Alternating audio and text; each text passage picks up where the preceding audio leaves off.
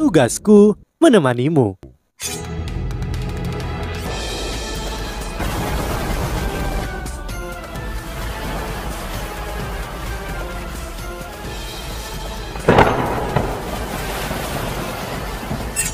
Hai sahabat Pasuk, kembali lagi bersama alur cerita versi novel Solen 2 Sekte Tang yang tak tertandingi.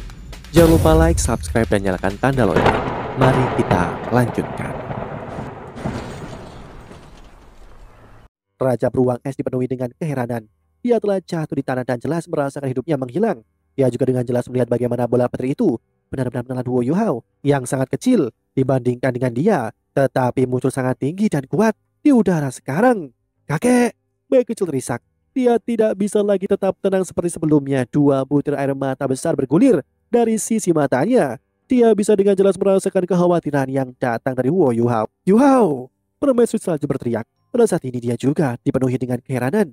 Ini adalah pertama kalinya dia melihat manusia mempertaruhkan segalanya untuk menyelamatkan monster roh. Bahkan jika dia memiliki skala terbalik Dewa Binatang, bagaimana dia bisa yakin bahwa Dewa Binatang akan muncul pada saat ini untuk menyelamatkannya? Selain itu, ini adalah demi plan spektral, bukan penuhan Doulo. Bahkan jika Ditian ada di sini, bisakah dia melakukan sesuatu? Sebelum jawaban apapun diketahui, Wu Yuhao masih diserang tanpa ragu-ragu. Apa yang Yuhao tunjukkan? Itu menunjukkan kedekatannya dengan bayi kecil. Jika dia sudah seperti ini kepada bayi kecil, bagaimana dia akan memperlakukan Permaisuri Salju, Permaisuri Es, dan Cacing Tianmeng? Secara alami akan lebih baik. Pada saat ini, Permaisuri Salju dipenuhi dengan rasa terima kasih dia. Tidak hanya bersyukur pada Wu Yuhao yang telah menyelamatkan bayi kecil, dia juga bersyukur bahwa Yuhao telah menunjukkan sisi baiknya sebagai manusia. Permaisuri Salju tahu bahwa jika Wu Yuhao selamat dari cobaan ini, dia dan para roh lainnya tidak akan lagi memiliki penghalang lain bersamanya. Raungan naga nyaring akhirnya terdengar, namun suara itu juga terdengar seperti tersiksa. Cahaya hitam pekat menyebar dan menelan semua kilat. Wu Yuhao jatuh dari langit dan jatuh ke tanah. Di langit, cakar naga hitam pekat tetap di udara dan meraih ke arah awan bencana. Pada saat yang sama, suara marah terdengar. Wu Yuhao, kau benar-benar mencari mati. Jika kau mati di hutan, aku masih bisa mencuri takdirmu. Kau bajingan. Permaisuri Salju tersenyum. Namun, senyum itu hanya bertahan sesaat sebelum membeku di tempat. Itu karena cakar itu meraih ke arah langit. Awan bencana begitu kuat sehingga hampir membunuh Raja Beruang Es. Namun, itu dihancurkan oleh cakar Ditian. Cakar Dewa Naga.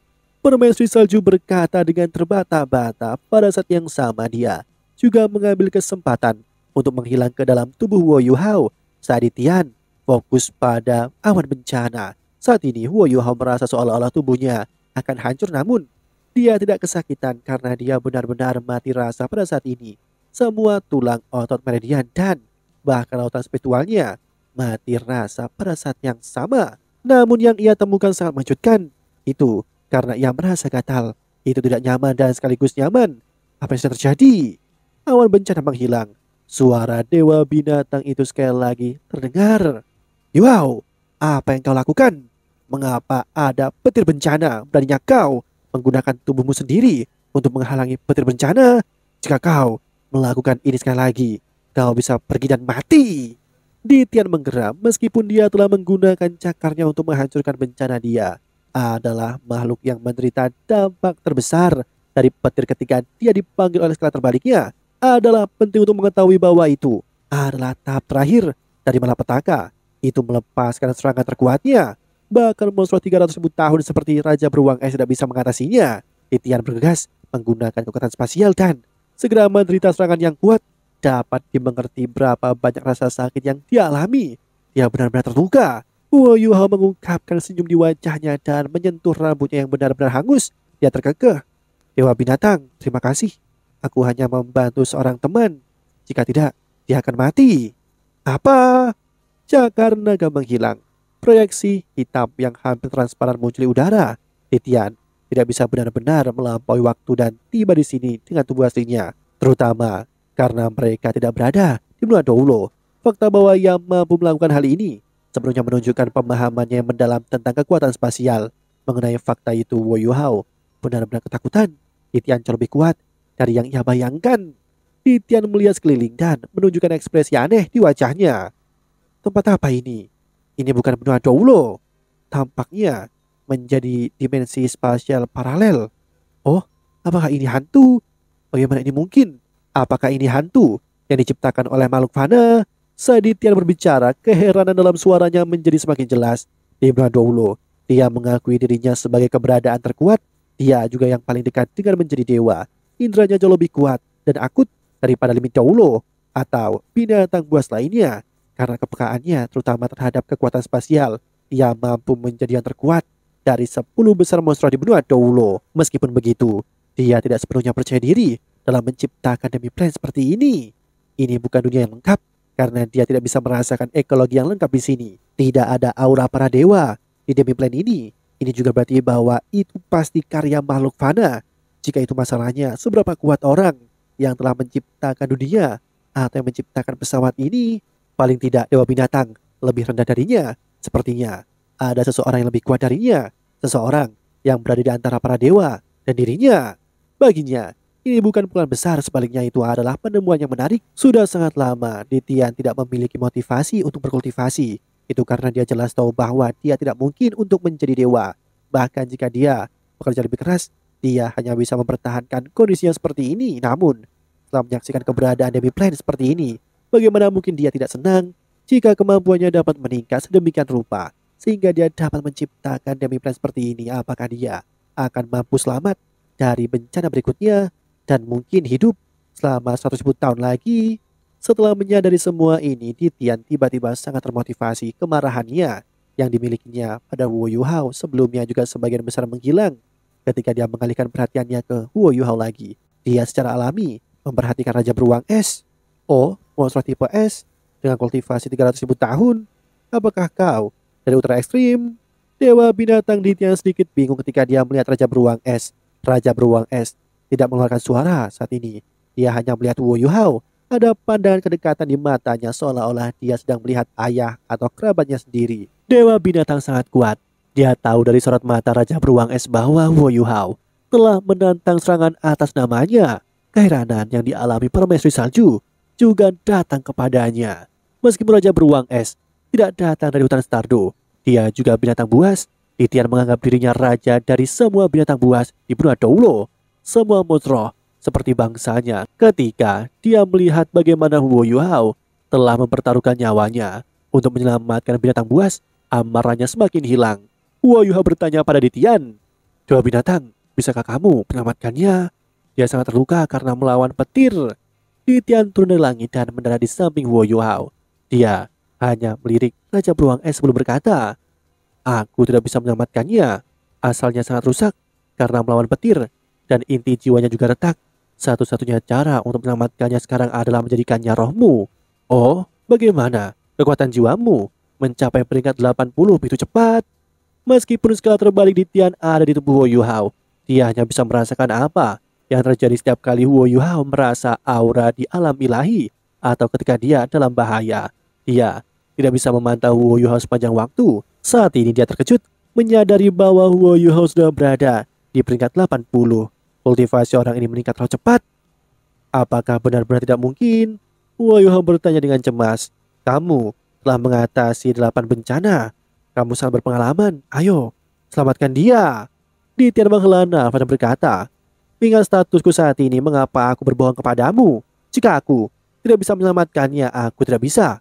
Bukankah kamu peringkat 80 sekarang dengan cepat bergabung dengannya? Kau tidak akan terlambat karena kamu menyelamatkannya. Aku yakin dia bersedia menjadi rohmu." Setelah mendengar kata-kata Tian, bayi kecil sudah mengangguk berulang kali sebelum Huo Yuhao bahkan membuka mulutnya.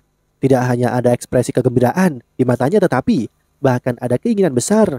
Huo Yuhao tahu bahwa tidak ada jalan lain. Jika bahkan Tian tidak bisa menyelamatkannya, bayi kecil tidak akan bisa hidup.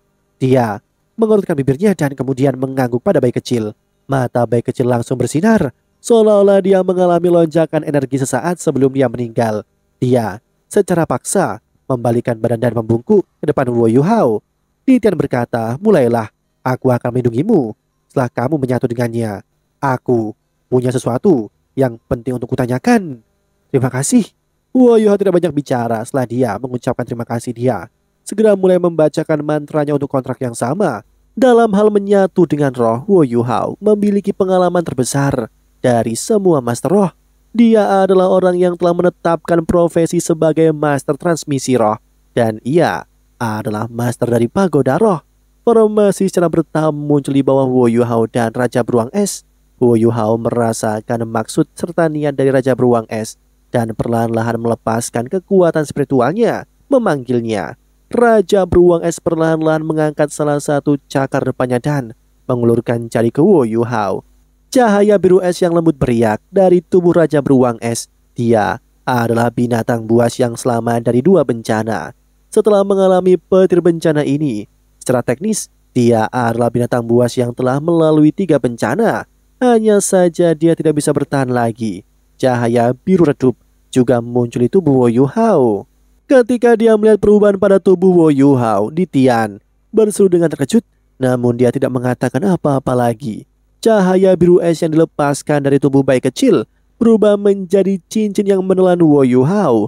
Wu Yuhao terpana menyadari bahwa kekuatan asal bayi kecil sepenuhnya kompatibel dengan kekuatannya. Tidak ada penolakan sama sekali selama proses penggabungan. Dia juga tidak merasakan tekanan yang membebaninya karena kekuatan asal bayi kecil yang terlalu besar.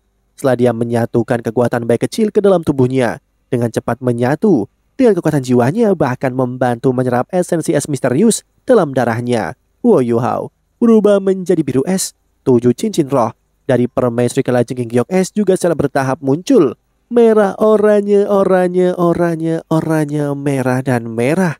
7 cincin roh bersinar terang. Dalam pertarungan normal, Wu Yuhao tidak akan mengungkapkan warna cincin rohnya. Itu setara dengan mengatakan kepada lawannya bahwa dia luar biasa, namun tidak ada yang bisa dilakukan sekarang. Dia jelas tidak berani ceroboh dan melakukan yang terbaik untuk penggabungan ini. Cincin rohnya dengan demikian dalam bentuk dan warna aslinya. Pupil Tian menyusut sedikit. Dia kagum. Anak ini memang luar biasa. Tidak heran dia bisa menarik panggilan dari alam dewa.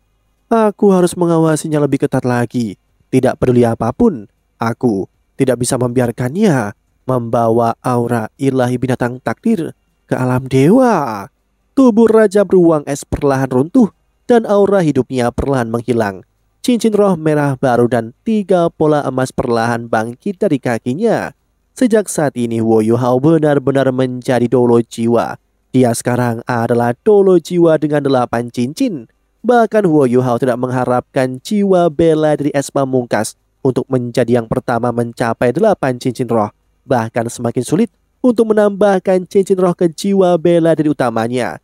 Terlalu sulit untuk menemukan monster roh tipe spiritual selain itu. Karena jumlah roh yang telah meningkat, Wu Yuhao menjadi semakin tidak rela untuk membunuh monster roh untuk meningkatkan jumlah cincin roh yang dia miliki. Penggabungan ini memberikan kekuatan yang cukup sehingga permaisuri kalajengking giok es tidak lagi membutuhkan cincin roh. Ini bukan hal kecil. Jika lautan spiritualnya tidak bisa menangani kekuatan spiritual rohnya, semuanya akan sia-sia. Dampaknya pada dirinya juga akan sangat besar dan mungkin saja memungkinkan lautan spiritualnya akan hancur. Tidak mungkin bagi seseorang untuk meniru metode yang digunakan oleh Wu Yuhao untuk menyatu dengan 5 roh. Dia hanya bisa melakukannya karena kekuatan spiritualnya ada di dunia material konkret dan juga karena dia memiliki tengkorak takdir singa emas bermata 3 serta inti jiwa mata rohnya. Demikianlah kisah untuk kali ini. Sahabat Pasuk, jangan sedih, jangan bimbang, apalagi galau, karena aku kan selalu menemanimu.